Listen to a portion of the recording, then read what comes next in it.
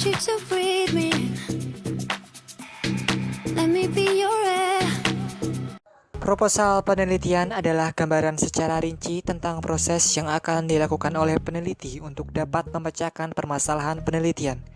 Secara umum, proposal penelitian merupakan pedoman yang berisi langkah-langkah yang akan diikuti peneliti untuk melakukan penelitiannya. Judul menggambarkan tentang materi proposal secara singkat, jelas, dan spesifik. Bab 1. Pendahuluan. Yang pertama, latar belakang masalah. Berisi tentang kenyataan yang melatar belakangi munculnya gagasan pembuatan proposal penelitian skripsi tersebut. Latar belakang masalah pada proposal harus bisa menjawab alasan kenapa memilih judul penelitian tersebut. Latar belakang masalah juga harus bisa menjelaskan secara mengerucut dari garis besar menuju ke spesifik. Yang kedua, rumusan masalah. Berisi tentang pertanyaan yang berhubungan dengan dua variabel atau lebih. Yang ketiga, tujuan penelitian. Berisi mengenai tujuan dilakukannya penelitian tersebut yang digunakan untuk menyelesaikan masalah. Yang keempat, manfaat penelitian. Biasanya terdapat 3 manfaat, yaitu manfaat bagi peneliti, manfaat bagi masyarakat, dan manfaat bagi pengembang keilmuan. Bab 2. Tinjauan pustaka.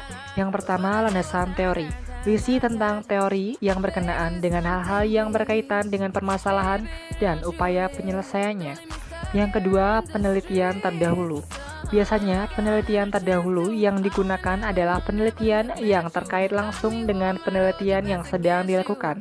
Yang ketiga, kerangka berpikir. Berisi tentang gambaran dari alur berpikir kita tentang penelitian tersebut. Bab 3. Metode penelitian. Yang pertama, jenis penelitian. Yang kedua, sumber data. Yang ketiga, objek penelitian.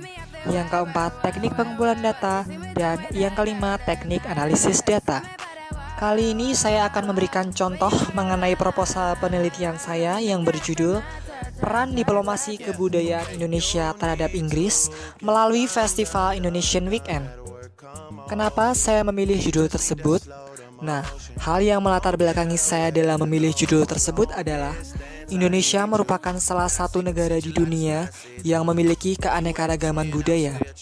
Kekayaan budaya yang dimiliki oleh Indonesia dapat diperkenalkan melalui berbagai festival kebudayaan yang diselenggarakan baik di dalam negeri maupun di luar negeri. Dalam festival kebudayaan tersebut dapat diperkenalkan budaya asli Indonesia seperti tarian daerah, makanan tradisional, benda-benda tradisional, musik daerah, serta pertunjukan teater dan film. Festival-festival semacam itu selalu menarik minat sebagian besar khalayak massa di negara-negara lain. Melalui festival itu, terjadilah interaksi aktif antar manusia dan antar bangsa. Dan ini dapat dimanfaatkan sebagai sarana untuk menunjang kegiatan diplomasi di tataran internasional. Setelah mengetahui latar belakangnya, kemudian saya merumuskan masalah tersebut dalam sebuah pertanyaan, bagaimana pengaruh misi kebudayaan terkait hubungan Indonesia dengan Inggris. Tujuan dari penulisan proposal ini adalah untuk mengetahui pengaruh misi kebudayaan Indonesia terkait hubungan Indonesia dengan Inggris. Selain tujuan penulisan, adapun manfaat penulisan proposal ini adalah sebagai berikut. Yang pertama, penelitian ini diharapkan dapat memberikan sumbangsi bagi pengembangan studi hubungan internasional di masa mendatang. Dan yang kedua, penelitian ini diharapkan dapat memberikan informasi dan menjadi bahan kajian para mahasiswa, khususnya studi hubungan internasional, serta pemerhati masalah-masalah internasional. Teori yang menjadi landasan atau acuan dalam penulisan proposal ini adalah teori diplomasi kebudayaan. Menurut Kafala Madava Panikar atau KM Panikar, diplomasi budaya adalah suatu usaha untuk memperjuangkan kepentingan nasionalnya melalui dimensi kebudayaan, baik secara mikro, melalui pendidikan, ilmu pengetahuan, olahraga, dan kesenian, ataupun secara makro sesuai dengan ciri-ciri khas yang utama, misalnya propaganda dan lain-lain, yang dalam pengertian konvensional dapat dianggap sebagai bukan politik, ekonomi, ataupun militer. Beberapa literatur menyebutnya dengan propaganda. Penelitian terdahulu yang saya gunakan terkait dengan penulisan proposal saya adalah Penelitian oleh Agung Pujihandoko tahun 2013 mengenai diplomasi kebudayaan KBRI Addis Ababa dalam meningkatkan perdagangan Indonesia-Ethiopia 2012. Dan penelitian oleh Clarissa Gabriela tahun 2013 mengenai peran diplomasi kebudayaan Indonesia dalam pencapaian kepentingan nasionalnya. Gambar berikut merupakan kerangka alur berpikir saya dalam penulisan proposal ini. No inhibition, no fear. Metode penelitian yang saya gunakan dalam penulisan proposal ini adalah saya menggunakan metode kualitatif deskriptif. Pengumpulan data dalam penelitian ini dengan menggunakan teknik studi kepustakaan. Data-data tersebut didapatkan dari skripsi, buku jurnal, surat kabar, dan sumber lainnya yang berkaitan dengan penelitian seperti literatur mengenai diplomasi kebudayaan, soft power, hubungan Indonesia dengan Inggris, maupun mengenai Festival Indonesian Weekend. Selain itu, peneliti juga menggunakan sarana internet dalam proses pengumpulan data yang berkaitan dan relevan dengan permasalahan yang dibahas dalam penelitian ini.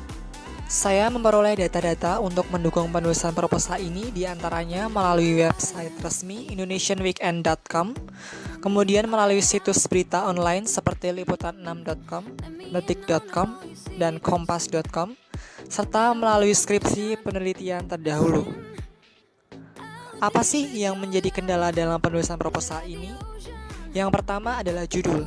Judul merupakan sebuah rangkaian kata yang menggambarkan tentang isi dari sebuah proposal. Jadi dalam pemilihan dan penulisan judul yang tepat, singkat, dan spesifik, diperlukan ketelitian yang mendalam. Yang kedua adalah latar belakang. Latar belakang dalam sebuah proposal harus bisa menjawab alasan kenapa memilih judul tersebut.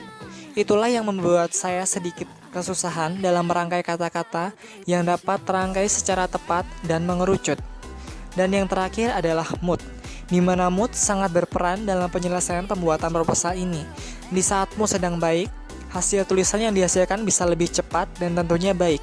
Namun di saat mood sedang tidak baik, saya akan tetap menulis proposal tersebut dengan sebaik-baiknya, tidak lain dan tidak bukan agar penulisan proposal cepat selesai dan tidak terlunta-lunta.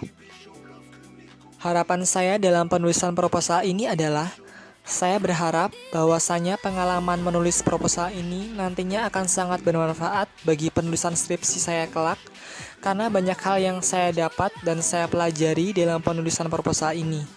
Semoga sedikit cerita dari saya ini bisa bermanfaat bagi kalian semua. Terima kasih.